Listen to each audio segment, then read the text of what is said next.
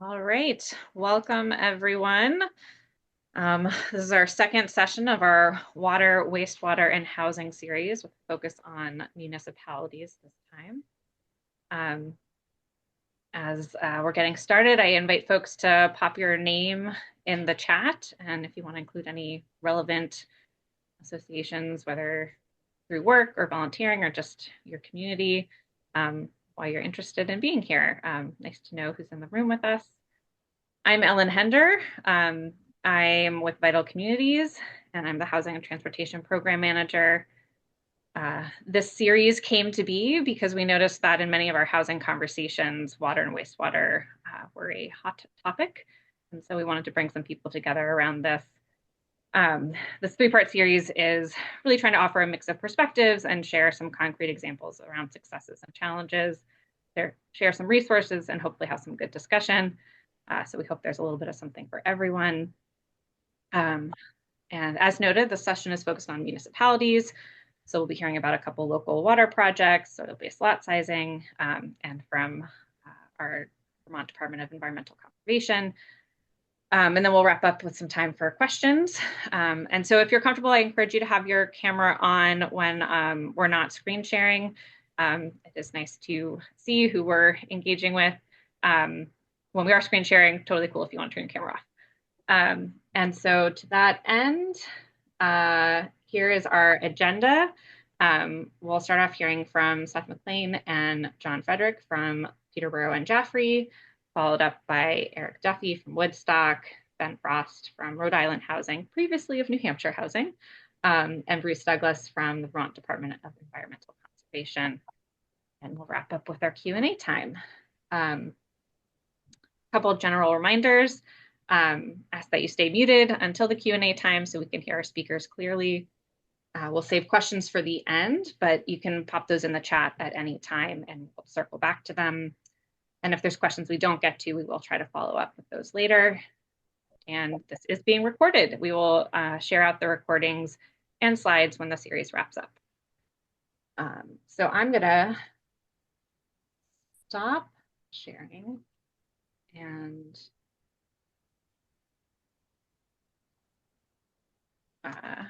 we are going to hand it over to Jon Frederick from Jaffrey and Seth MacLean from Peterborough to kick us off. Thank you. Good. Thank you.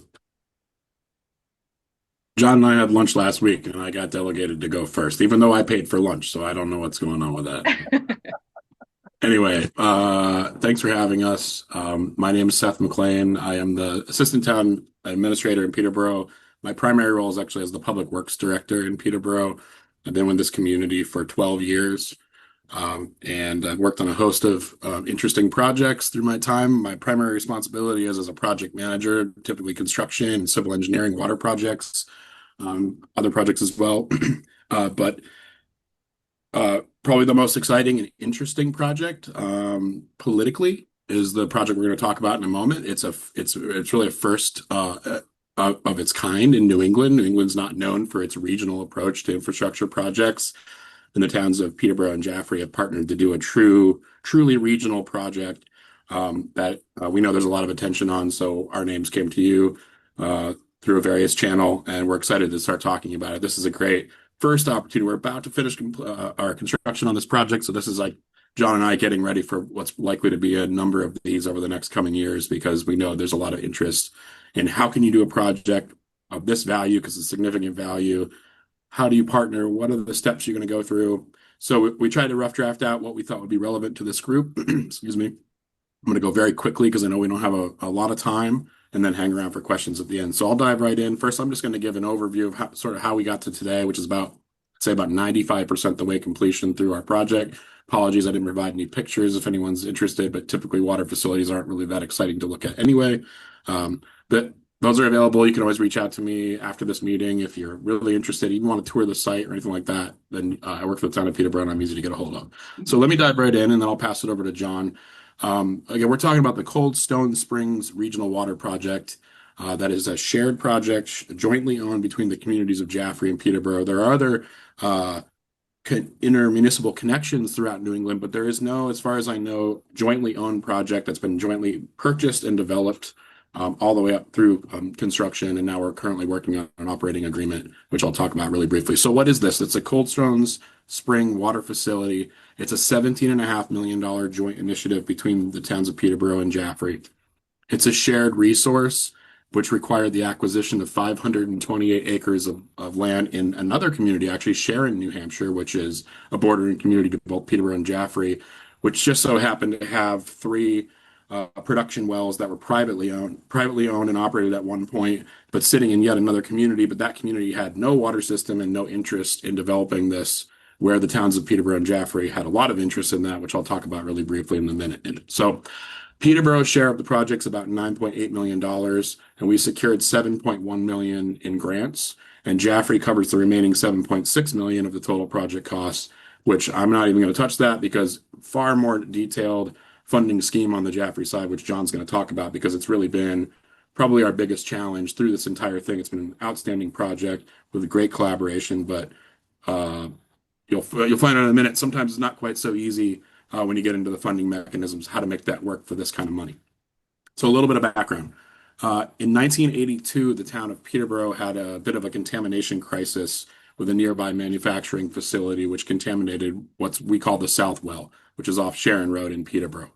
So it was found, basically, that well was found to have VOC contamination, basically rendering it unusable, taking it out of service, which resulted in the town of Peterborough having access to one aquifer, three production pumps and wells on one aquifer site, but no redundant water supply. So if anything were to ever happen to that, the DPW department would be sending bottled water to people's house. We really have no backup. That site was listed as a Superfund site in 1984 and was placed on the national priorities list due to that severe contamination. The manufacturer that was responsible has spent over $33 million on remediation over the last several decades, and despite their efforts, the aquifer's restoration remains uncertain after, I guess, 36 years at this point. So the loss of the South Well reduced Peterborough's capacity, limiting supply for residential, commercial, and economic development needs. So obviously the town of Peterborough has a vested interest, as do many communities, in securing water for the future, the present, but also into the future as you look to develop out over time. And they had no viable source. Lots of exploratory work around town, but really no viable source. Peterborough needed a new reliable well site to diversify its water system, as I said, and support potential growth, which ultimately, through a series of things, which I can have a much more detailed conversation with anyone if they're interested in that level of nerdery, about how we ended up landing on the Cold Springs site. Now, on the other hand, Jaffrey, they had immediate needs. So we needed redundancy, but Jaffrey really had immediate needs for water demand due to proposed expansion of one of their major employers, and also just difficulty presently keeping up with daily water supplies for their residents and their commercial. Jaffrey's current water infrastructure lacked the capacity to support any industrial expansion or any population growth. So they were really in dire need of bringing this online presently, where Peterborough was saying, well, we don't have any backup supply. There were other issues, but we were able to meet supply, but no expansion for us as well. Excuse me. So this presented a regional opportunity where you have two neighboring communities that both have a vested interest in finding yet another site, and the Cold Springs site became available through one way or another, being offered to both Peterborough and Jaffrey, which gave us an opportunity to look at developing critical infrastructure in support of both communities. So that's kind of point one for anyone that's listening. If you've got shared needs, then you've got the basis to start a regional conversation. So both towns recognize the limitations of their aging water systems in meeting modern demands, population growth, economic development, and stricter environmental regulations necessitated a sustainable, high-capacity water source. And the proximity of the Cold Springs site made it a logical choice for a joint solution. So thus, like I said, was the beginning of a regional approach, which is a first in New Hampshire specifically, but I think in wider New England. We acquired the 528 acres. We went through a joint collaboration on the selection of a design firm, obviously all the exploratory work and other work that has to happen on a site to get you to the point of actually designing. We jointly manage the design, ensuring that it meets the needs of both communities and their unique specifications for both water systems because those differ a little bit. And then we have managed the construction through an engineering firm jointly as well. Key players have included, obviously, the towns I've mentioned. We hired Underwood engineers after an exhaustive RFP process. We worked with Emery and Garrett Groundwater Solutions, and our contractor for this project is out of Massachusetts, the DeFelice Corporation. Other key players, which John's going to talk a lot more about, but the EPA, of course, New Hampshire DES, NBRC, CDBG, EDA, the Drinking Water Groundwater Trust Fund, New Hampshire State Legislature, the former Governor Sununu's office, and many others at the state level. Incredible support across the state was identified this as a potential regional solution to expensive and difficult water resource projects. So a huge collection of people, not necessarily managing the design, that's been the town's responsibility, or managing the construction, again, the town responsibility, but a lot of interest and a lot of support, which I think is another key takeaway, that if you've got a good regional opportunity, that you need support beyond just your local voters. And the higher that support goes, the better off you're going to be, particularly where you're trying to secure outside funding in now even more difficult climate than we had a couple years ago. So the benefits, again, were the additional water supply for both towns, redundancy for Peterborough, and addressing current needs and expansion needs for Jaffrey.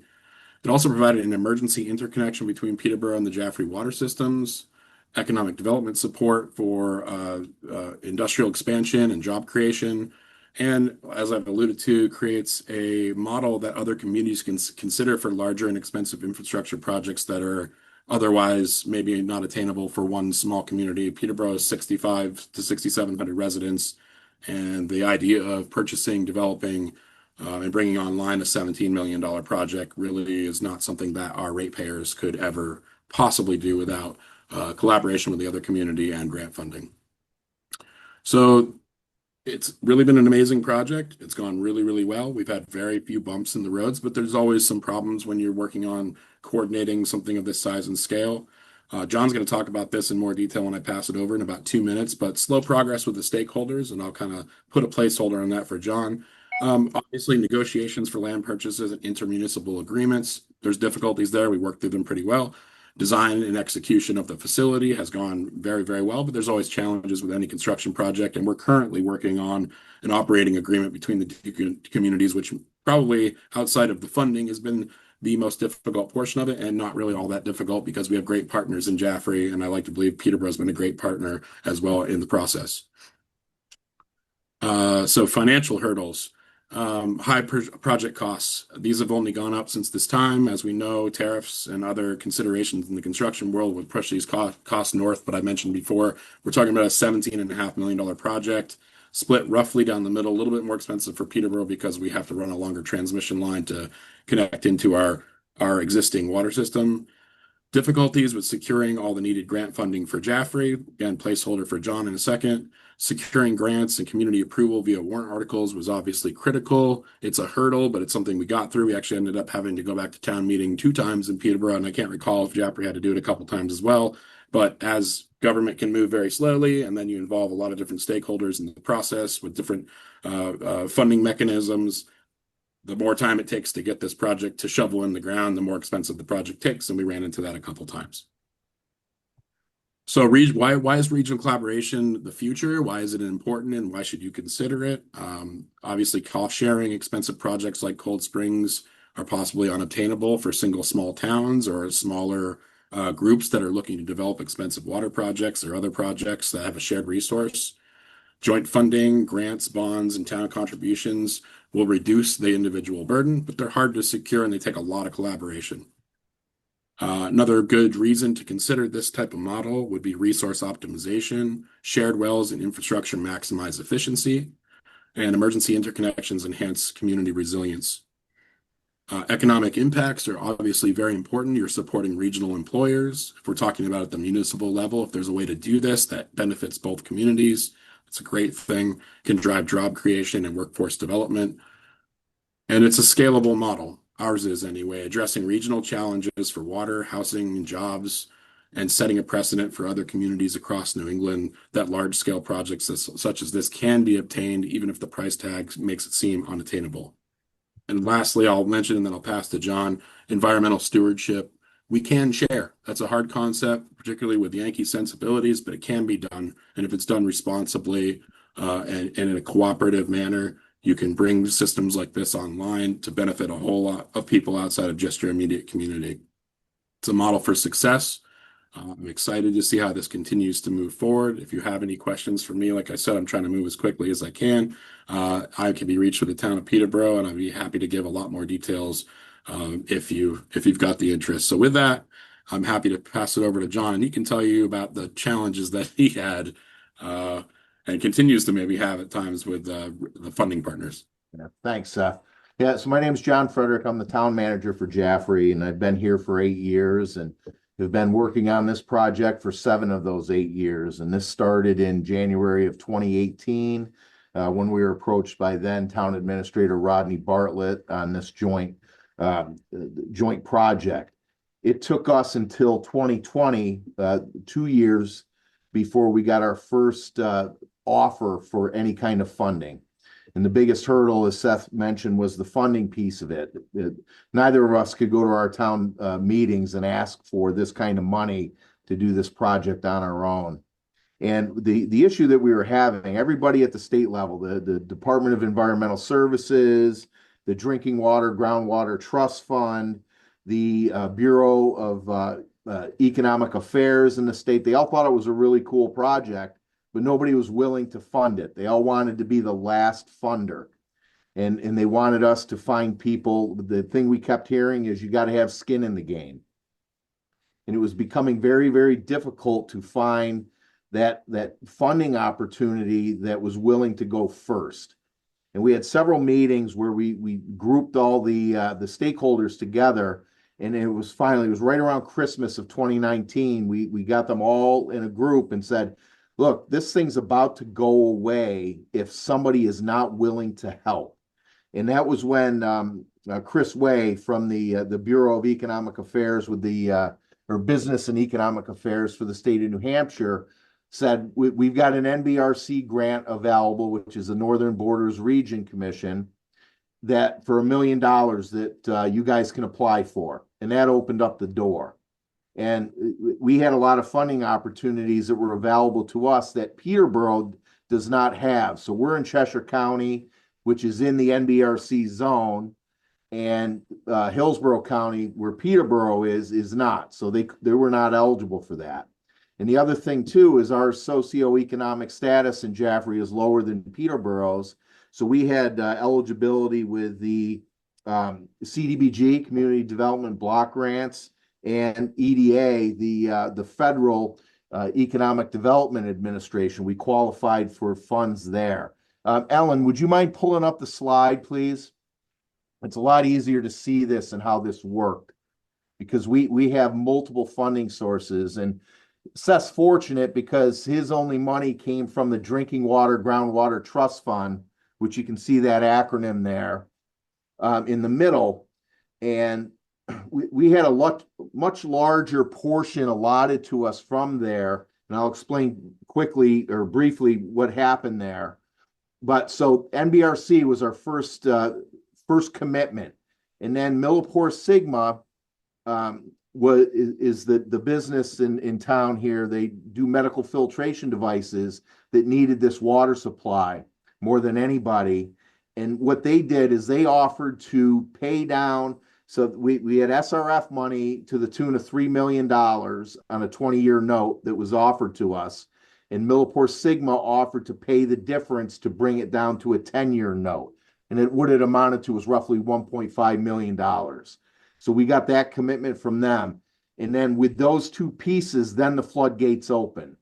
And we got the Community Development Block Grant for $500,000. And then we got an ARPA grant from DES. They gave us the $400,000. And then what happened was the cost increased. Peterborough could not get the additional funding from their town. And so what we did is we sacrificed a good chunk of our Drinking Water, Groundwater Trust Fund money for them, and then went after the EDA money from the Federal Economic Development Administration. And you can see what they gave us was a pretty significant amount of 3.4 million. And we had only asked for 2. And we ended up getting 3.4 million from EDA because we got lost in the shuffle. Things happened. They had personnel leave the administration. And then it was kind of like apology money. And it ended up complicating the whole scheme. And so what it did is it knocked down our state revolving loan funds down to the 1.3. So that's the whole picture. So, and we get to manage all of these grants, for at least the next 20 years, which is, but the people that relieve me going forward are not going to be happy about it. But we got this thing fully funded by all of these agencies because we were eligible for them, but then, bringing everybody together and showing them what a great project this was. So, and I know we're probably at our time here to pass this on. So I'll close here and wait for questions, but I'll just close by saying this has been a fantastic project. It has worked because we have wanted it to work and have made every effort. We've had some issues, but we've worked through them because everybody can see the value in it. And we have really wanted to make this thing work. Thank you, Jon and Seth. Yeah, I think it's just such a great story to share, to show kind of the time that it took, the number of people and entities involved, and then obviously seeing, the complexity of the funding really illustrates, I think, a lot of how this all plays out. So I am going to now hand it over to Eric Duffy from Woodstock to share about their recent purchase of a water system, which timely just closed on today. So Eric, over to you. Yeah, thank you. So we closed on the water system just under an hour and a half ago. So I do apologize. I'm not as prepared as I would have been. The last few weeks have been very chaotic, but I'll do the best I can. So I'll start with, infrastructure is a big, issue we're all facing. We all have massive infrastructure needs coming up, whether it's a new school, a new wastewater plant, replacing pipes, wells, etc. We all know it's coming, it's expensive, and it's also controversial because it's so expensive. So here in Woodstock, we did something a little bit unique in this process in terms of trying to improve our infrastructure, increase our capacity, and also gain the support of the community at the same time. So before I hop into what we did, I kind of want to give you a situation of where we're at. And I can tell it best by when I first started this job just over 2 years ago, someone kind of took me to this meeting I couldn't know about, and I walked into this kind of dark room, almost like a movie, and there's these guys sitting around a table, and like, Eric, Woodstock should buy the water company. And I was like, Woodstock doesn't own its own water. I came from Massachusetts where every municipality kind of owned its own water system or was part of a collaborative effort. And I was like, what am I going to get myself into? Like, I had no idea this was a situation. But Woodstock's water has come from the Woodstock Aqueduct Company, which was formed in 1872 or something like that by the Billings family. It's always been run kind of very on a shoestring budget. They have rates that were just enough to kind of keep it operating day to day. No money put away for future infrastructure, no money for upgrades. And they're at the point, or they were at the point where they could add no new water connections at all in Woodstock. And in fact, the state was coming in because our hydrants didn't have enough flow in them, and they were going to start fining the aqueduct system if they didn't make any changes. So in a time when we all know we need new housing, Woodstock was actually not able to provide any water for any new connections whatsoever. So Woodstock kind of had this question to ask themselves, to do nothing as they've always done, and keep the status quo, or try to do something big and make a first step into allowing for more housing, more capacity, and hopefully a better future for Woodstock.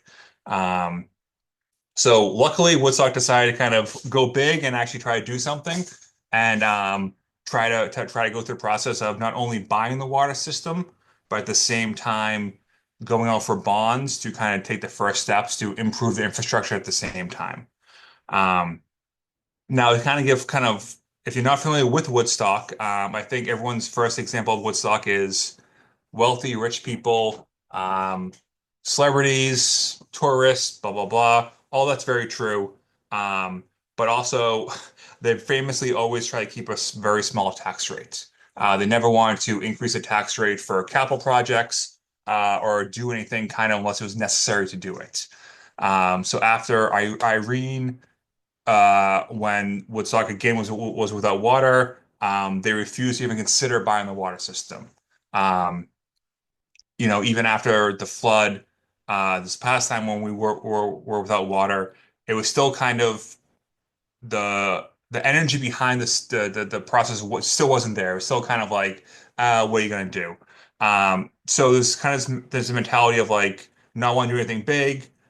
Woodstock famously has delayed maintenance, so we just don't invest any money in capital projects or try to think long term. Um, there's a very separation in the community of if it does not benefit me, why should I pay for it? It's not this community sense of like, hey, we're all in this together. What can we do? It's like, how's it going to benefit me? If I'm not seeing a direct benefit, why am I paying for it? There's also a mistrust of local government, and this sense that they don't listen to the residents. And that was kind of borne out in the failed high school vote that happened a year ago, and also a failed attempt to regulate short-term rentals. The feedback from the community was the planning commission, the select board, the trustees just did what they wanted. They didn't get any feedback from the community. So why would we actually support them? The other thing to know about Woodstock is we have a local listserv that's actually through a lot of communities, and it's crazy. It's legitimately crazy, the listserv. It's people get banned, people fight with each other. Um, there are arguments constantly. People respond back and forth, and it can be at times very, very toxic. But for everyone in the community, that is the news center. Like that's where people go to get their information, their news. And if it's on the listserv, it's important. People talk about it the next day. Um, so that's kind of like the way we're walking into the system of like, this is the Woodstock we know. How do we change that to get what we want? So the first thing we do is kind of try to lay the groundwork of taking it out of um, the hands of the select board and kind of have experts look into this. So we had the Harvard Business School come up. We had six people from the business school come up and do a project of whether it was financially viable for the town to own the water system. We created a water working group. So local people in the town, business owners, formed the group, met weekly for about 2 months to kind of dig into some of these answers. We contracted Gallagher Flynn to come in and do some due diligence on the financials of the aqueduct. And then also we threw a bunch of work at the finance committee to say, hey, go look at rates, structures, Excel sheets, and come back with us. So the first thing we do is kind of get all this information gathered by all these different groups to come back to us with kind of all the information we could have to kind of start answering questions. Um, the second was it kind of came out of almost coincidence or kind of, a challenge that became an opportunity was we got a state grant to kind of purchase the water company. And then the state kind of came in mid-September and said, oh, you need to have this money allocated by September 30th. And we're like, there's no way we can do that. So we went back and forth. They gave us a deadline of October 30th for this grant. And so we had this very tight deadline of about a month and a half to either have a vote on buying the water system or lose about $280,000. So the select board got together and said, like, we don't want to lose the money. Let's push forward. And so we kind of had this conversation of, well, how can we make this actually pass? Knowing the struggle Woodstock has had in the past. So we decided to kind of try something new. And what we did was we held public forums. And we held a public forum almost every single day for about 35 days. And the philosophy we came into was you may not vote the way we want you to, but you're going to be informed when you go to vote. There's no way you can say we didn't talk to you. There's no way you can't say you didn't know what we're talking about. And we're going to be everywhere, anywhere, all the time. So Monday through Friday at 9 a.m. or 10 a.m., we were at a local coffee shop every single day, myself and one or two board members. Twice a week, we had happy hours at at a local bar. On the weekends, we would go to farmers markets. We would go to local churches. We had a big rally at a big public forum at the Tassel Church. We were just kind of everywhere we could be to be there to answer questions. Sometimes we'd have one person, and three of us would talk to one person for an hour and a half. Sometimes we have 15 people, and we talked all. It was just whoever was there came and we talked to them. Um,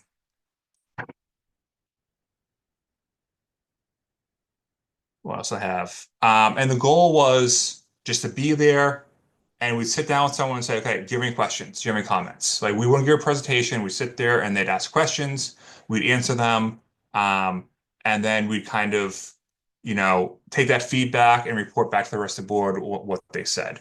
So that's kind of the approach we had. So this other things we did is we kind of created rules for this policy. So the first thing we did was be positive.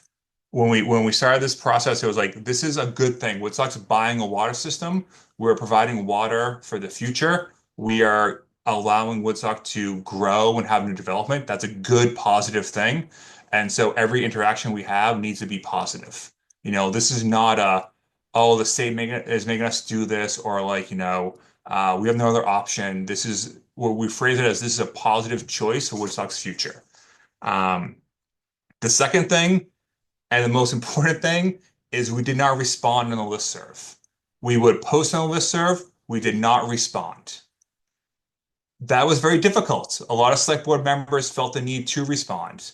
I spent many nights on the phone with them saying, do not send that email. I'm begging you. It will not help.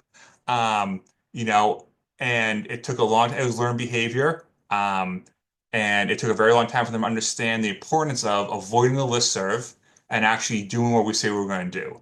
And a great example is we had one person who would post almost daily lies, insinuations, criticism of the board of the water system.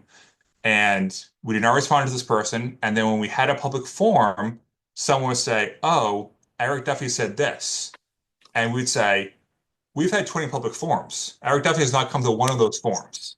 If Eric Duffy wants answers, he can come to the forum. And people started realizing this person didn't want answers. They didn't want a solution. They just wanted to criticize it.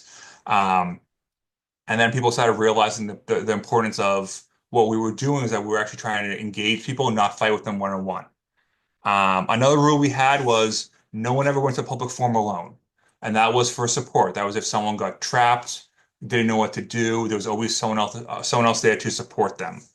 I made a point of being with every single member until I felt they could be by themselves. So I would be with a select board member for 2, 3, 5 public forums. So I felt they had the right terminology, the right knowledge to make sure I felt they could be by themselves.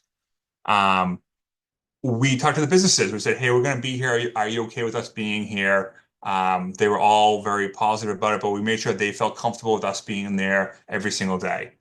Something else we did is we were honest. We said, if we don't know the answer, we're going to tell you we don't know the answer. We're not going to lie to you. We'll go get the answer and we'll come back to you. And then any kind of new document we made, we put on the website, on its own site, on the website immediately, put people back to it. So we did that for 35 days, had one vote, and then did it again for another 35 days, had a second vote. The feedback we got was the community was extremely impressed by what we were doing, the time we were putting into it, but also the fact that we were willing to sit with people for an hour, 2 hours, and just talk to them, really started to gain trust in the community. We heard from people who didn't even come to events. The fact that we were doing them made them want to support us. They said, I don't have time for this, I can't come, but I heard you're doing this. I'm in favor of this because I know you're putting in the work. People felt heard. Like we didn't take every single suggestion and change things, but the fact that we sat down and listened to them made them feel like we took them seriously and we were taking the concerns seriously, even if we didn't listen to them. Um, and the fact that we were willing to go out there and take their feedback, take their criticism, made them feel like we weren't hiding anything. So again, even if they didn't agree with us, they knew that we weren't trying to hide anything or kind of push this through without them knowing what was going on. Um, so were we successful? Yes, we were. The first vote took place on October 30th. It was a floor vote. So people actually had to come like a town meeting and raise their hand and vote. We had the most people in person for a vote in Woodstock in at least the last 30 years. We don't have documentation, but everyone I talked to said they never saw more people at a town meeting in their life in Woodstock. We broke fire codes. At the time, we had two rooms. We had the theater filled, and we had our upstairs select board room overfilled there as well. That vote passed 382 to 103. A month later, we had the two bond votes. Those both passed 360 to 170 and 392 to 157. So that's the approach we took. We found it very successful. We have now used that for other things. For town meeting, we did the same approach for budget meetings. What we heard was people appreciated it. People got the information and they trusted us because we were willing to put ourselves out there. So now we own a water company, and we'll see what happens. What happens next. So that's it. Awesome. Thank you, Eric. Yeah, I think that process of really engaging in the community is such a great story to hear. And we had Andrew Winter from Twin Pines with us at the first session and talked about how the purchase of this and updates that will be made are going to make, concrete housing happen, and like having that to tie in was powerful. So yeah, wonderful. We're going to shift gears a little bit and hear from Ben Frost about soil-based lot sizing now. I am going to pull up your slides.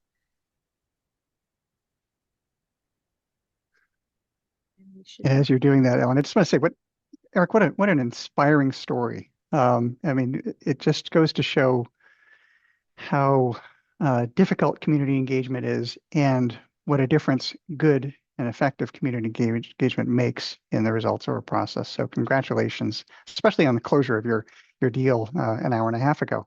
Thank you. I appreciate that. This is really, I'm Ben Frost. I'm the president of proactive development at Rhode Island Housing. But until last year, I was at New Hampshire Housing, where I was the deputy executive director and chief legal officer. And this is kind of a truncated version of a much longer presentation I made to professional planners last fall. And it comes out of, and as Eric said, we're facing a housing crisis. So what are some of the solutions that we can find? Soil-based lot sizing is one of them. So this is not a talk about infrastructure, but really what do we do on individual lots and how we accommodate effective subsurface wastewater disposal.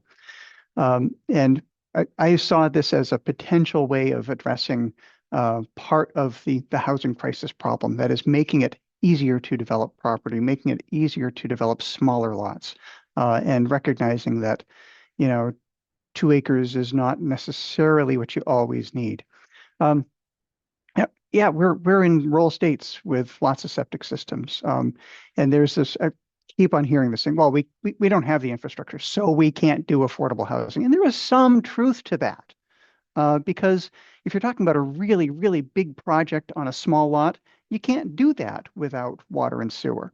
But if you have a sufficiently large property, then you can do an on-site community system. But really, what about single-family homes? Do we need 3, 4, 5 acres to accommodate a septic system? Sometimes yes, but not always. The issue of this housing crisis is really one of affordability and availability of housing, and it is a supply issue. So the question comes, well, if there's all this demand, why aren't builders building? And part of the answer is, and one that is within our control, is the local regulatory regime, zoning in particular.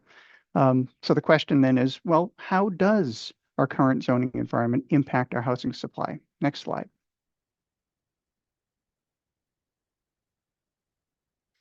To get to part of this answer, we turned to the New Hampshire Zoning Atlas, which is a great and powerful tool. It's part of a project, the National Zoning Atlas, but New Hampshire was the third state to complete its statewide zoning atlas. I know that Vermont's is partially complete, but all of the information is available online. The purpose of the zoning atlas really is to, well, think about it this way. If you understand your community's zoning, you have the keys to the temple. It's really Byzantine stuff. It's hard to understand for normal people. And what we wanted to do in the creation of the zoning atlas is to democratize access to zoning. Now, the zoning atlas, because it uses generalizations in some levels, it's not really appropriate for site-specific analysis, but it does give you the ability to compare one community to another or to do regional analyses because you have created kind of a common frame of reference among all zoning ordinances in the state. Next slide. So one of the initial findings of the New Hampshire Zoning Atlas was that it's really hard to do small lot single family development because it's not allowed. Statewide, only 14.4% of all the buildable area could you do small lot, meaning less than an acre, less than 200 feet of road frontage. And this is based on the average allowed lot size. There were similar restrictions for other issues, duplexes, multifamily, but I'm really focused in this analysis on single family zoning. Next slide. So looking at this and recognizing that lot sizing was an issue present in the affordability of housing, well, is there a statewide policy solution? Call it a mandate, if you will. And I looked at the possibility of creating a statewide soil-based lot sizing requirement. And this actually got introduced in legislation last year in the so-called omnibus bill. It was an omnibus bill that had lots of different things related to housing. But the language that was included in here said that a majority of any municipality's area zoned for single-family uses can't require lot sizes larger than is required by the State Department of Environmental Services for septic systems, meaning soil-based lot sizing. There was also another provision for lots on sewer, meaning that municipalities couldn't require the lots to be larger than 10,000 square feet, effectively a quarter of an acre. Now, before this got introduced into legislation, I presented it to my friends in the conservation community, and they asked, well, would this have an impact? Well, fair question. So how about doing some policy analysis? Next slide. To get to this, we really had to understand what it means to do soil-based lot sizing. And this is based in New Hampshire, is based on this publication from 2003. It's the Society of Soil Scientists of Northern New England. Get them together. I'm sure it's great at a party. But this is really the Bible on lot sizing. And it is to ensure that you're effectively filtering nitrates from your septage, which means once it leaves the septic system, once it leaves the leach field, it is in effect drinkable water. So that's what's going down into your groundwater. And these principles are embodied in New Hampshire law in DES's statute, or the New Hampshire statute and DES's administrative rules. Now, the rules establish what the minimum lot sizes are for safe and effective subsurface wastewater disposal. And if you're just looking at the requirements for a septic system, and this is nitrate filtering, you can do, in the best possible conditions, you can have a lot size of about 1/3 of an acre to accommodate a house and a septic system. But wait, you also need to drink water too, right? So you need a well radius of at least 75 feet, and that takes up about 3/4 of an acre. So it takes up about 2/3 of an acre. All told, it's about 3/4 to 7/8 of an acre is the minimum lot size you could do with a septic system and a private drinking water well. Next slide. So we wanted to look at the potential impact of this legislation. We used the zoning atlas and overlaid the statewide parcel data. And I didn't do it. This guy, Rick Lederer Barnes from Upstate GIS in Cambridge, New York, who was the GIS consultant for the New Hampshire Zoning Atlas, he did this analysis. But he and I talked through the methodology a lot, and we agreed on really conservative assumptions. For example, we would only focus on lots that were 5 acres or more, reckoning that lots that are smaller are far less likely to be subdivided. Even though it might be possible, we wanted to make sure that these assumptions that we were using in the development of this methodology were very conservative, because we wanted to feel good about the ultimate numbers we came up with. It does account for lot size requirements that vary based on the existence of water and sewer, and also accounts for those communities that are already engaged in soil-based lot sizing. Next slide. So here's part 1 of the methodology, and this really focuses on the septic requirements. So we looked at the soil loading factor, the SLF, for each parcel. The soil loading factor tells you how much land is needed for each septic system, and it relies on the Natural Resource Conservation Service's soil survey. It used to be in a book for each county that thick. Now it's all available online. We could not account for certain things that had to be based on site assessment factors, such as depth to bedrock, that you have to go on site and figure that out. You can't use the soil survey for that information. Then we matched those soils with what's in the administrative rules of DES and figured out, okay, here's what each soil's attribute is, what the soil loading factor is for each soil grouping. And then we intersected the parcel data with the soil loading factor data to come up with, for every parcel of land in the state, sub-parcel polygons for each soil group on that parcel. Some parcels have just one, other parcels have a number of different polygons. And for each of those sub-parcel polygons, we figured out what's the percentage of that, and then weighted that for soil loading factor for each parcel. So you get kind of a weighted average of what each parcel's capacity is. Is this really good individual site analysis? No, you've got to go on site if you're going to be building a septic system. But this allowed us to, with these assumptions, to come up with a generalized view of what the development capacity is statewide. So for every parcel, we had an idea of how many single-family lots would yield if it were to be subdivided. Next slide. Now, to give you just a picture of this, this is my house in Warner, New Hampshire, in the center of the frame under the bullseye. That's the house right there. And you can see, and the yellow is the property boundaries, the gray line transecting from kind of northeast to southwest is the road.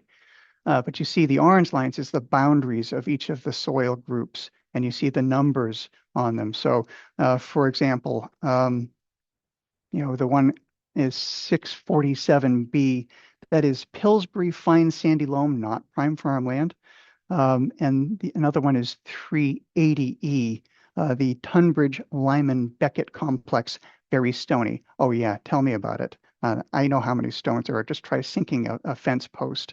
But look at the letters too. The letters tell you what the slope characteristics are. So A is 0 to 3% grade, 3% grade. E is 25% or greater. Where is my house? It's on a 25% or greater grade. My house should not be there. But the guy who built it was really inspired and wanted it there, and we do have good views. Next slide. So the second part of this methodology is to compare this soil information with the zoning and enter the New Hampshire zoning atlas. So to come up with a current development potential, we take the existing zoning and overlay that with the soil characteristics for each and every lot in the state. And we come up with the potential number of lots that could be created statewide. It is, in effect, a build-out of the entire state. So we compare the existing potential with the potential you would get if you were doing soil-based lot sizing. And what we come up, it analyzed 95,000 parcels statewide out of a total 112. We eliminated some because they were undevelopable, or they're protected by easements, or they were, well, that's enough. And we had these two groups. Part of them are on sewer, and part of them are not on sewer. So 85,000 lots that were not on sewer and 10,000 lots that were on sewer or water. Because the legislation had this 10,000 square foot maximum lot size for properties on sewer. Next slide. The results. Now, this is a really good example of, I think, effective policy analysis. For properties without sewer, remember that 85,000, we could create, under the current zoning, you could create 713,000 lots statewide. If we were to apply soil-based lot sizing across the state, based on this, remember, only half of the municipality's residentially zoned land area would have to use soil-based lot sizing. The other, you could do 50-acre lots if you wanted to. But this would effectively double the development potential using septic systems. For those with sewer, it effectively triples the number of lots that could be created on sewer. This legislation did not move ahead, but a conversation has begun. Similar legislation, but far simpler, was introduced in the 2025 session, and we'll see where that goes. One thing I do want to note, this really talks about the based on science, the development potential. So it is that's what this analysis is about. This does not think about markets. So there's a lot of development potential in the North Country, but there's really not a market there. So you're not going to see, if the state adopted this legislation, you would not see, even over time, a massive increase in the number of lots created, because so much of the land that is developable is outside of areas where you have strong markets for development. So that's a second sort of consideration that was outside of this analysis, but I think is really important to recognize. So to answer the question that my friends in the conservation community had way, way back, yes, this would make a difference if it were adopted. Thank you, Ben.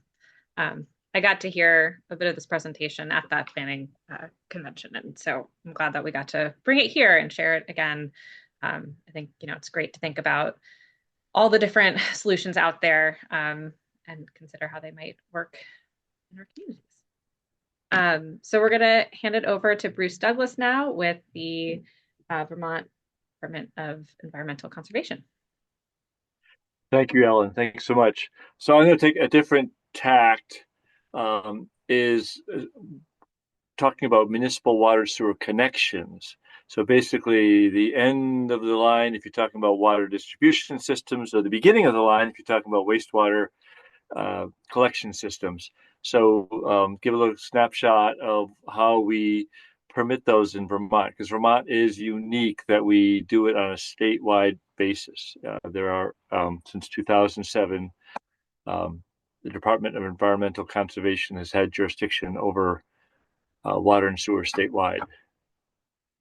So if you could, next slide, please. Sorry. So we, as I mentioned last week, have about almost 3,000 permits issued a year. We have 5 regions around the state, and we have regional engineers assigned within those regions to do technical review of wastewater and potable water supply permitting. And when I say wastewater systems, I include on-site soil-based wastewater systems that Ben was talking about, as well as municipal wastewater sewer connections. And for potable water supplies, we're talking about non-public supplies permitting, but we're also talking about connection to municipal systems that may be that most likely are public water supplies, but just the connection, and not the larger water sources, just treatment and distribution systems of a public water supply. So of our almost 3,000 permits, about a fifth of them are municipal, have a municipal component to them, either water and or sewer. And of those 600, 200 of those have both municipal water and sewer. This is on an annual basis.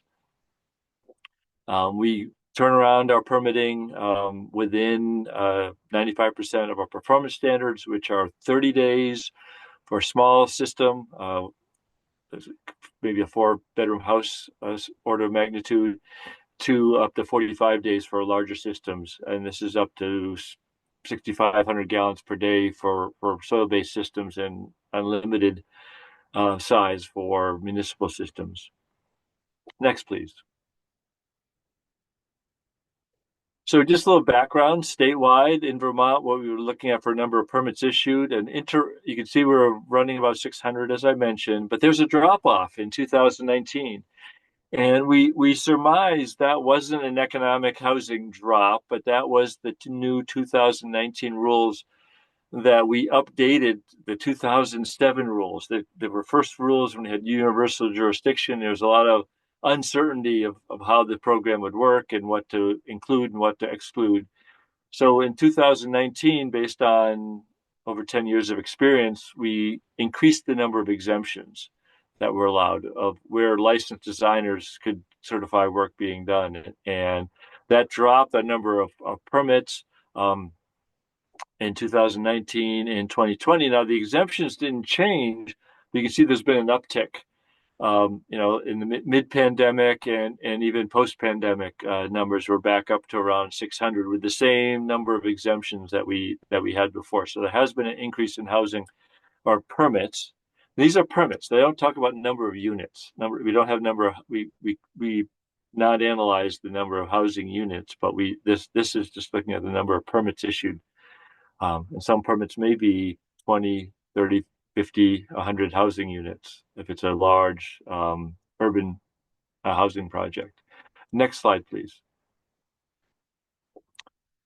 So the permit triggers, what subdivision of land that has a building whose useful occupancy requires water and sewer or water and wastewater services. An existing building structure, campground, again, the buildings or structures that require water, sewer services, campgrounds would, and the campground is defined as 4 or more campsites on a property. Existing, so if you can be an existing building structure or campground, if you modify or change your use by increasing the design flow or changing the operational requirements. And we'll get into those in a little bit, but basically, and all these require a licensed designer, and that's the key is that people will need to have someone who's either certifies a non-engineer who's certified by the state, licensed by the state to design wastewater and potable water supply systems, or is a professional engineer acting in their field of expertise and licensure. Next, please. So now we're looking statewide and looking at the trend. This is an interesting. We see the same drop off. This is water and sewer. Remember the 200 statewide that we issued, and typically, and so that's where this graph is where that comes from. But we were well over 300. Maybe 340 in 2018, at a drop almost to 240 in 2019. That kind of continued to drop as the exemptions took. But then there's also been a rebound of municipal water and sewer permits throughout the state. Next, please. And so, just to talk a little bit about what doesn't modify operational requirements, could be a home occupation. We don't, and with this regulatory program, we do not, wastewater and potable water supplies, we do not regulate additional plumbing fixtures. You can add a toilet, you can add a bathroom. And however, the bedrooms is what we count for residential wastewater flow. So the addition of a bedroom to a single family residence that already has 3 or more bedrooms, we don't consider that modifying the operational requirement. Next, please. So looking to give you some Connecticut River Valley perspective. And so this is kind of looking at I like the fact that Ben was looking at capacity of municipal systems, and this is looking at some individual municipal systems and how many permits are issued each year. So Hartford or White Junction area, in Brattleboro are pretty close neck and neck in the lead for the Connecticut River watershed, and they have averaging about 7 permits a year over this 7-year period. And that just drops down to Rockingham or Bellows Falls that has approximately a permit every other year. They're averaging 0.5 municipal permits per year, so they have roughly a permit every other year. And so I think there is a interesting opportunity to analyze these systems. And so what's really important is we'll circle back to the end, but is for each, even though we issue the permit, if it's a municipal connection to water and or sewer, we require an allocation letter from the municipality before issuing a permit. Or if there's an exemption, as I said before, that required to have a licensed designer do the exemption, and it gets filed in the land record. So even if we don't issue a permit, it's professionally analyzed and prepared that there's the capacity to serve, and that the piping, the connection of the water system from the main to the house or building, and then from the sewer connection is adequate to take an increase in flow, even if there is an exemption. Next, please. So to dig a little more into permit exemptions, if a building is either destroyed by fire, flood, or is voluntarily removed, maybe a mobile home is taken off a lot, we allow an exemption for replacement or reconstruction at the same, roughly within 50 feet of the foundation, within 4 years or 5 years with 5 years with a written permission to extend that. Clean slate is the 2007 date. Prior to that, there's a mix of municipal and state rules on potable water and wastewater systems. So since 2007, essentially what happened was an amnesty. So whatever you had, if you had a building or structure that's connected to a water wastewater system, that is still allowed to utilize that for the capacity and operational uses that you had before 2007. Minor repair of fixing a broken pipe or replacing a pipe is considered a minor repair, wouldn't trigger a permit. And also, I said before, you can increase design flow, but not modify operational requirements. Next, please. So to wrap it up, the steps. Step number 1 is always hire the licensed designer, or have a license. Even if you're thinking of buying a property, if you're thinking of opening a business on that beautiful house you think about convert it to a restaurant, get a licensed designer involved. Make sure there's the capacity there for that next system. The designer will evaluate the site and get the letters of allocation. Prepare a plan and submit an application to our program unless it's exempt. And then the permit gets issued to the landowner. It runs with the land.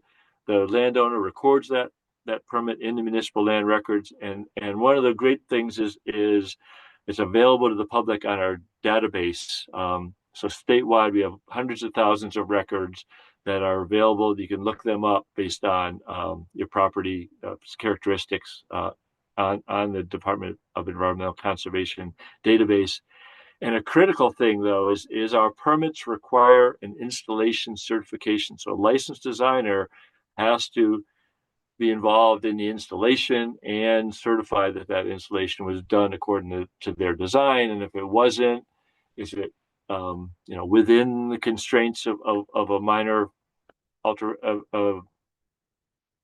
repair or change, or does it require a reference drawing, an as-built, or in extreme cases, does it require a permit modification if the installer inadvertently put the system in a completely wrong, different place? Then you need a new design and have that corrected. Next slide, please. Thank you very much. I really appreciate it. This is great. Thanks, Bruce. That was great. It's nice to see just some of the data that you shared. It's interesting to see kind of the numbers of permits and looking at some of the towns in the valley. So that's great. I like to mention that the counterpart in New Hampshire is the New Hampshire Department of Environmental Services, and they will be joining us at the next and final session next week. And I have their website here. Just we'll have a slide available that out. And we'll open it up for Q&A now. So I don't think I saw any questions in the chat, but if folks want to raise your hand physically or with the button, that works. And I have a couple questions myself, but I'll open it up first to see if anyone wants to jump.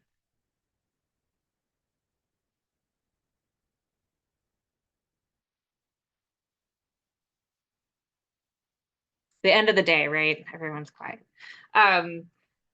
One question I had, Bruce, for you was with that change to the state, kind of it streamlining to just the state handling that permitting. I don't like just kind of what was the impact of that? Do you think it's been like an easier process for folks who are developing to not have to be managing state and municipal, or I don't just any reflection on that? Well, it was interesting. So it was really driven because we had a lack of jurisdiction. The state did over greater than 10-acre lots or pre-existing lots, and that was up to town. So a lot of it was driven by the soil-based wastewater system. The things that a lot of Ben's analysis looked at.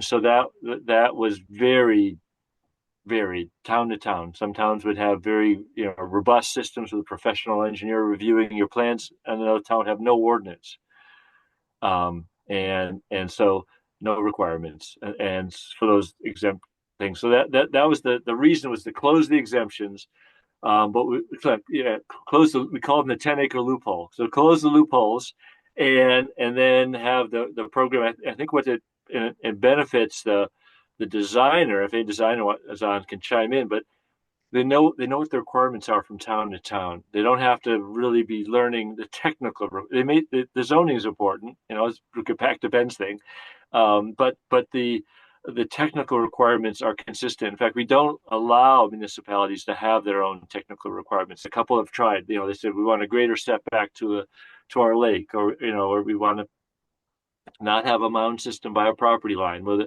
those are technical requirements that they can't have. And I think for municipal connections, again, streamlined it. It's with this concept of even our exemptions, you get it on the record, in the land record, that that the site has this capacity. And if it's permitted, you get it, that also is on the land record and searchable. So I think it was an improvement. It took almost 10 years to get the digital age to catch up, with a regulatory change. But since 2017, that's my 7-year period that we were looking at was back to 2017, when we have we have all the data entered. We've scanned all the old files, so that's available. So a designer that wants to, do a change in a downtown business, they can go see what permits, what we have on file from previous permitting and wastewater and water supply design. So I think overall it's very helpful. Question for probably Jon, Seth, and Eric, and then I'll get to you, Miranda. Wondering, in the process around your water systems, and I know those are kind of two very different stories, but wondering how much kind of the increased capacity for housing was a part of conversations and decision making. I think the great point about increased capacity for economic pieces too, but just how did that kind of play out in the community and decision making a little bit? But I'll start with Jaffrey. The big driver for us was Millipore Sigma's anticipated increase in usage, which would have prohibited any increase in housing. So that was the main thing for us. It wasn't looking for an opportunity to increase housing. It was to accommodate that large company so that we could expand. Sure, I'll jump in. So from the Peterborough perspective, as I mentioned when I was presenting, our driving point was really redundancy because we have good capacity presently, but there was an interest in developing the southern portion of our community in the future, if not happening yet. There's a retirement community there now, and that community, while not sold this way and wasn't a hot topic or a hot button issue at the time, understood that they also needed that redundancy and that there would be potential future needs for additional water that we wouldn't be able to provide, say, 20 years down the road when land around them started to get developed. So secondary conversation to our selling points are not quite as critical, but will certainly be critical in the future. Yeah. For us, it was massive. There couldn't be any new connections currently, so our ability to say, have any new businesses, increase the grand list was a huge selling point for us. Yeah. And I think for the, Peterborough, particularly like that, really planning ahead, it's nice to hear that playing out in a community, because I feel like so often we're hearing of instances where it's like, we're at capacity, we can't add anymore, or, it needs a lot of work that's been deferred. And so great to hear that. I should probably mention it was identified through master planning in the community, which is obviously probably a topic a lot of you are familiar with if you're listening to this now or in the future. Master planning, and it was identified as one of the spots to develop into the future. So we always keep that in mind from an administrative perspective if we can. Awesome. Miranda. You gotta find that unmute button. My whole start window opened up. My question is for Eric. I'm wondering what type of pushback you are seeing from the community. And do you feel like the 35 days of these conversations was too much? Did it start to get redundant, or did it always feel like new community members were coming? Did it feel like maybe not enough time? Maybe you would have done it longer. Yeah, just wondering about that. Yeah, the pushback we got was a few things. One was this mistrust of the people who currently own it, that they were, not great or crooks or whatever. And that was very easy. We said, okay, well, do you want someone you don't trust to own it? Do you want someone who are held accountable by residents to own it? What you have two options here. So that's very helpful. Some other was just the biggest thing, and it's always with Woodstock, is the allocation of costs. Who's going to pay for things? There are, I don't know, say 1,800 parcels in Woodstock. There's 900 water connections. So not everyone's on water. So how to make sure that the cost is spread somewhat fairly between everyone was a big talking point. So those are the two kind of the big talking points, was the crooks, and then I'm not on water. Why should I pay for it? Or, I am on water, but I'm in the village and that brings other people into. So it was those two things were the big things. I thought 35 days was probably about perfect. I think we couldn't do it for, 3 months in a row. I think we all would just, be exhausted. It was enough of an urgency to get people to come out to things. But also enough time to kind of reframe the way we said things and kind of learn quickly on how best to say things. So I'd probably say, in hindsight, if I had 45 days, probably would have been perfect. But yeah, about 35 days was a little too much, but 45 days would have been perfect.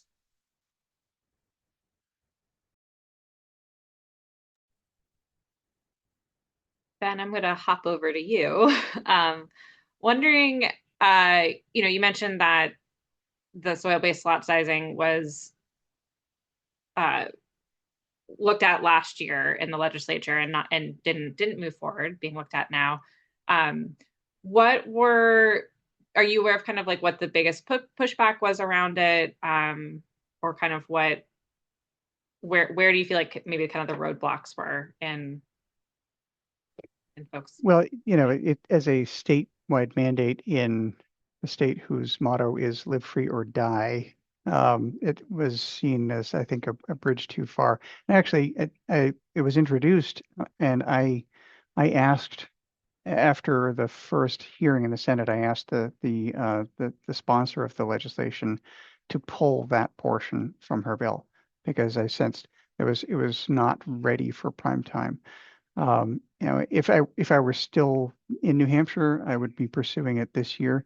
But there is alternative legislation that is simpler, more simplistic in that it sets lot size standards at 2 acres, 1 acre, half an acre, based upon the presence of water and sewer, which is fine. But 2 acre is still a pretty large lot for some circumstances. I think the important thing to recognize, and this is applicable to any New Hampshire community, and I assume this basically the same conditions are present as well in Vermont.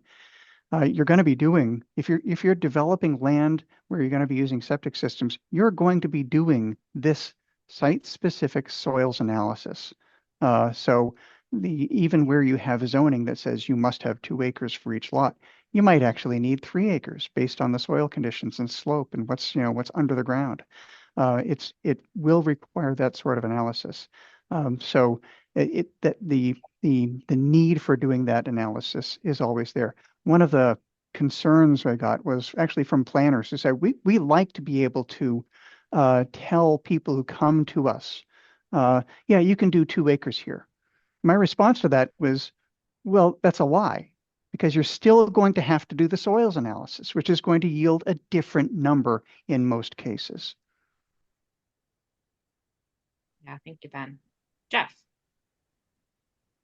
Working in both states, the lot size by soil type in New Hampshire is a function of the Subsurface Systems Bureau rules, which is not the same as lot sizing based on high intensity soil surveys, which subverts the Subsurface Systems Bureau regulations. In Vermont, the rules basically say if you can fit a system on the site, regardless of the lot size, you can permit it. So I completely disagree with the notion of lot sizing based on soil type. I'm not trying to oppose what the Subsurface Systems Bureau is saying with respect to lot size by soil type, which is, here's our basic, here are basic parameters for how we look at a basic septic system for a parcel, which is not the same as zoning. I think it's a terrible practice to look at zoning based on, I'm going to say, faux soil analysis. In Vermont, that does not happen. In Vermont, it's a municipally based, zoning paradigm. And if you can fit your system on the site based on a bunch of parameters, then you can get a permit. Yeah, I think all of this is, well, Ben, feel free to. Yeah, hey, Jeff, I appreciate that perspective. I think we just have to acknowledge that that the DES administrative rules are the law, and that's the basis for establishing lot sizes to accommodate a septic system and a private drinking water well. Yeah, I agree, Ben, but that's not the same as zoning. Oh, I agree completely. And zoning is purported to do certain things, among them public health, safety, and welfare. And you might say, well, we need 2 acres because that's what we're going to need to accommodate a septic system. And that's kind of a lazy analysis, but I've heard it time and time again. We need larger lots because the soils are different in our community. Well, are they really? Well, they're different what I'd like to everywhere. encourage New Hampshire to look at is something like what Vermont does, which is, does the site allow a wastewater disposal system? And if it does, get rid of the rest of this crap. Well, talk to your legislators. Yeah, and I think all of this too, I think one of the things that really stands out to me from your presentation, Ben, is just the potential increase in lots. And not, I mean, to your point, not all of those places are places where you'd see increased housing happen, right? But I think just letting us think about the capacity that our communities do have, right? I think it's just a different way to think about that. And I appreciate kind of the outside the box approach to that, and understanding that there are potential changes, whether it's soil-based lot sizing or something different, just to use the space we have efficiently and all that. Renee. I'm gonna find my unmute button as well. So yeah, I guess my comment, I mean, not so much question, but comment to the lot size soil-based, Ben. Thank you, Ben, for running through that and everything. And I think I've heard it more on the municipal side. I'm with UVLS RPC and circuit rider for planning boards, and it affects some of our towns, not all of them, most of them kind of. But one interesting thing that you mentioned, Ben, and I think I've tried to reiterate to the towns planning boards too, is it's a majority of the land for towns that are concerned over it's gonna, this is gonna totally make our town totally different and change the characteristic.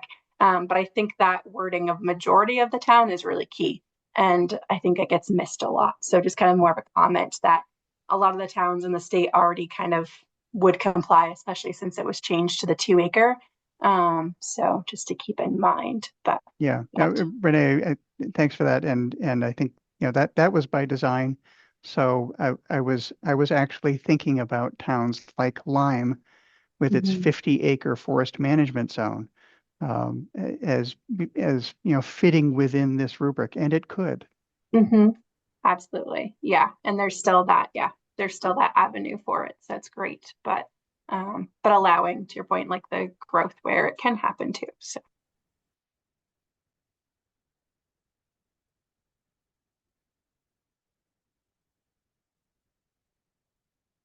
Any other questions?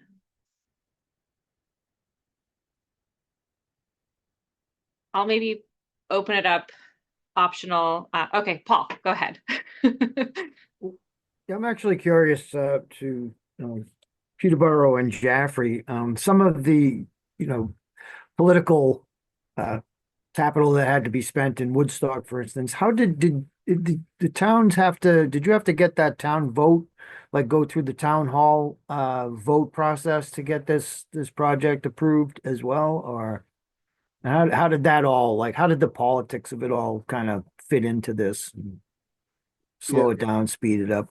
It went through town meeting for us, and it passed. It was like 135 to 3 was the vote. So it was overwhelming. The key for us was having all the funding pieces in place. And the other part is anything that was going to be spent by the town was going to be from our water enterprise funds. So it didn't have a tax impact. But, the town had a history of trying to find an alternate water source, decades old search. And we finally had a good plan in place with a funding mechanism that really, the voters had really no choice but to support. I mean, it was a no-brainer. Yeah, John basically took the words out of my mouth. Because we had a loan component, we still had to go through the whole process to raise and appropriate the total funds for the project. So we actually went to town meeting twice because didn't quite get there with the funding in time, cost escalation. You learn a little bit more through design. Now you need a few more dollars. So 2 town meetings for Peterborough. Yeah. Cool. Thanks. All right. We'll go ahead and start to wrap it up here. Huge thank you to our speakers. So great to kind of hear your stories and the information and resources you had. Appreciate you spending your evening with us. Our next and final session of this series is in a week, May 7th, same time at 4:30. That'll be focusing on non-municipal options. It'll include a septic engineer, some folks from New Hampshire Community Loan Fund and Rock, New Hampshire, Alex Torpy, who was previous handover town manager, and sharing some of his perspective too, going through the process of building a home. And Bruce will be joining us again too. And as I said, New Hampshire DES. These recordings will be posted once the series is done. We'll post them and share them out on the Vital Communities website. And we'll try to send them out, I think, probably to emails for folks who registered. If you have any additional follow-up questions, I will put my email in the chat. And